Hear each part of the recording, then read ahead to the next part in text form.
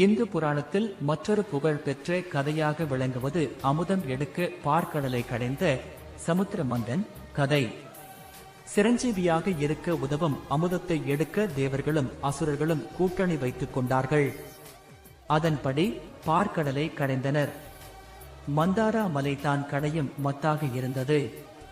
கடையும் கயிறாக வாசுகி சிவபெருமானின் பாம்பு பயன்படுத்தப்பட்டது. ஆனால் முழு பார்க்கடலும் கடையப்பட்டதால் அது பேரழிவு மிக்க விளைவுகளை உருவாக்கியது. அப்போது ஹலாஹல் என்ற பொருள் கிடைத்தது. இது அண்டத்தையே நஞ்சாக்கிவிடும் தன்மையை கொண்டிருந்தது.